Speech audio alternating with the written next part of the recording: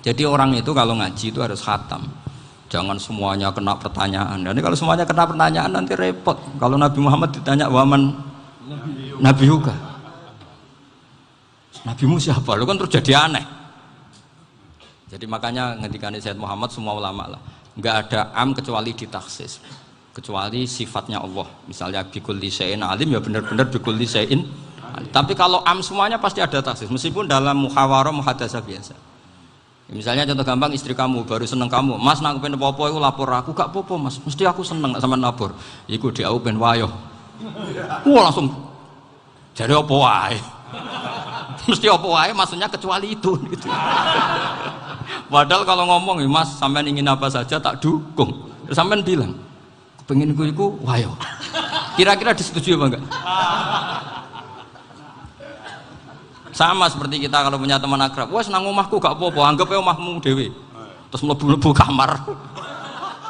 Jadi tidak ada am kecuali di taksis. Artinya kalau ada cerita bahwa orang mati pasti ngalami ditanya mungkar nangkir, itu pasti ada am yang di taksis. Itu pasti juga dialami para anbiya, para auliya. Karena ciri utama wali itu la khaufun alaihim walahum yahzanun. Kemudian saya yang mau cerita ya supaya sampean bisa menghadapi dunia global ini, tak bawa tafsir Munir termasuk tadi. Kenapa orang Islam Rasulullah SAW itu lebih senang kalau yang menang itu orang Nasrani Romawi ketimbang yang menang itu orang Faris, dalam hal ini ateis. Karena orang ateis itu lebih ngeri. Sebetulnya beberapa penemuan sains, terutama di ilmu medis, itu orang Amerika, kayak cloning. Tapi orang Amerika itu masih dilarang oleh gereja untuk mengaplikasi, karena nanti bayi cloning itu dipakai suku cadang. Di Amerika masih ditentang oleh fatwa-fatwa agama, baik Islam maupun Kristen. Tapi di Cina itu dipraktekkan, karena nggak ada halangan agama. Di Cina itu biasa ada kondom diolah lagi jadi alat-alat aksesoris. Di Amerika tidak ada karena masih ada agama, masih ada larangan. Sehingga orang Islam itu lebih takut kalau yang menang itu Persia, karena terus cara berpikir ternyata Tuhan itu tidak ada, langit nggak ada perannya.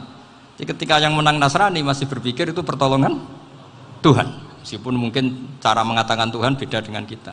Tapi ada satu kesamaan bahwa kekuatan samawi itu ada. Jadi disebut hulibatir rum fi adnal ardi wa hum min ba'di ghalabihim saghlibun. Di sini diterangkan oleh Syekh Nawawi supaya kamu tidak salah paham. Sebetulnya kamu katakan misalnya wah itu paham liberal, sebenarnya saya tidak tersiksa. Cuma takut yang mengatakan seperti itu cek goblokir atau ngaji gitu. Itu aja masalah saya. Ini saya baca ini karangannya Syekh Nawawi karena tadi kata Mbak Firjon ngaji itu harus sama orang yang bersanad.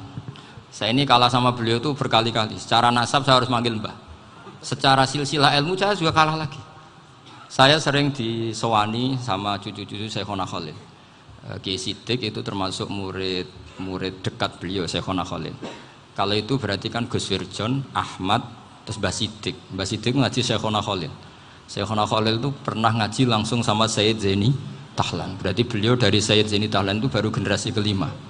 Sementara saya itu sudah ke-7 atau ke-6. Saya, Mbah Mun, Mbah Karim misalnya, Mbah Hashim, Mbah Mahfud Termas, Sayyid Abi Bakar Sato yang arangnya Anatul Tolibin, baru Sayyid Zaini Tahlan. Berarti saya ke-7, kalah lagi. Tapi untuk jadi wali biasanya cepat saya.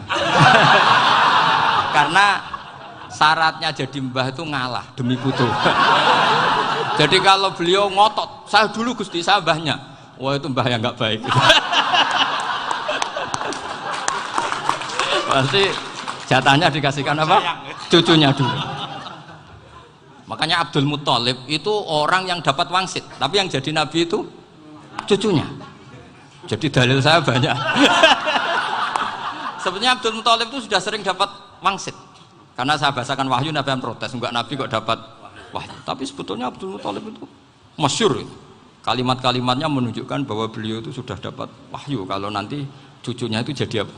Nabi. Makanya senangnya bukan main Abdul Muthalib sama Rasulullah. Putu seneng, mbah seneng putu. Jadi mungkin, jadi sampean enggak usah protes loh. Yang jadi wali kok cucunya. Loh, betul. Dulu Mbah Hamid Pasuruan itu kalau Mbah Ahmad Siddiq ke sana, Mbah Hamid Pasuruan kalau manggil Mbah Ahmad Siddiq itu paman. Tapi pamannya minta ijazah ke ponaan. Apa ya gara-gara itu memang. Kalau itu masih berlaku apa? Ngalah tadi. Kayaknya masih apa? Hawane masih. Hawane masih. Karena melihat tren-tren langit masih gitu kayaknya masih. Masih itu. Ya, tapi mbahnya tetap dapat jatah, tenang saja nanti. Tapi memang sebaiknya mbah itu legowo. Rasulullah Muhammad SAW itu terkenal min dzurriyyati Ibrahim. Tapi kata Rasulullah, ana dakwatu Ibrahim wa bisyaratu Isa. Aku nganti ngene iki barokah dongane Nabi siapa? Ibrahim. Jadi dongane Nabi Ibrahim ya tiba teng putu. Jadi banyak bukti bahwa jatuhnya aku putu gitu. Tadi saya di kamar sama beliau berduaan. Nih Mbah sing dadi wali dhisik ndi? Aku webang. Cocokan tadi. Nah, kenapa saya akhir-akhir ini gulirkan daftar wali? Kenapa? Saya ini resah ya, orang sudah ingin dicintai pejabat, dicintai tetangga, dicintai teman. Tapi kadang-kadang orang lupa lagi dicintai apa? Makanya saya meskipun guyon, tapi ini amdan, bukan sahwan. Supaya orang punya cita-cita lagi jadi wali, ingin dicintai Allah. Kita ini terlalu lama ingin dicintai makhluk. Mbok ya naik kelas sedikit lah. Ingin dicintai Allah Subhanahu wa Ta'ala. Meskipun saya guyon, tapi tadi guyon saya tuh lebih serius ketimbang serius Anda. Karena tak pikir. Saya tuh kalau pergi itu seneng ngebis, bukan karena saya tidak punya mobil, tapi saya sering mau butuh itu supaya nggak diganggu. Karena saya tuh harus punya waktu sendiri. Kalau ngebis kan ketemu orang nggak kenal, tapi sekarang ya agak susah, banyak yang kenal. Dan susahnya lagi nggak minta ijazah, minta foto. Aduh. Repot tuh. Mau dibenci itu umatnya Rasulullah Shallallahu Alaihi Wasallam. Mau disetujui itu sanatnya mana? Kalau ketemu orang alim minta apa? Foto.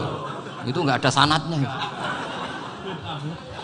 Nggak tahu saya itu mazhab dari mana itu. Ya mazhab milenial yang jelas itu kan. Ini tak baca ya biar dapat. Karena ini kenangan saya sama Mbah Ahmad Siddiq. Saya masih ingat betul beliau ngisi hallnya Mbah Abdullah bin Umar, berarti abahnya Mbah Hamid. Karena mbah saya itu Fatimah binti Khalid bin Umar, kalau Mbah Hamid itu Hamid bin Abdullah bin Umar. Itu saya masih ingat betul zaman itu Mbah Hamid siap hall di Lasem itu rawuh dan saya derek mbah saya karena masih misanan datang ke Lasem. Itu beliau pas itu ngisi sama Mbah Mun. Mbah Mun masih muda, Ki Ahmad Siddiq sepuh senior. Itu beliau cerita bahwa dulu ketika Indonesia dijajah Jepang itu para kiai mimpi dibacakan ayat Ghulibatir Rum fi adnal ardi wa hum min ba'di walabihim. Terus ada kiai yang tanya, takwilannya gimana? Ya nanti Jepang pulang bukan karena kita yang mengalahkan, tapi Jepang ada yang mengalahkan sendiri, meskipun tidak kita. Kayak dulu Faris tidak dikalahkan Islam, tapi dikalahkan Romawi, tapi yang senang umat Islam. Wa yauma idzi yafrahul mu'min. Itu luar biasa ulama-ulama kita. Delalah kejadiannya Indonesia seperti itu. Yaitu kita tidak mengalahkan Jepang, tapi Jepang pulang sendiri karena dikalahkan apa? Sekutu. Ya ini saya baca. Ini tidak usah dicek bacanya benar apa enggak, sudah aman apa? Aman. Karena kalau saya salah itu ya sengaja. Artinya ya sengaja saja. Ya biasa maksudnya. Saya kemarin ngisi di Pondok Peloso, di Pondok Al Munawir Jogja.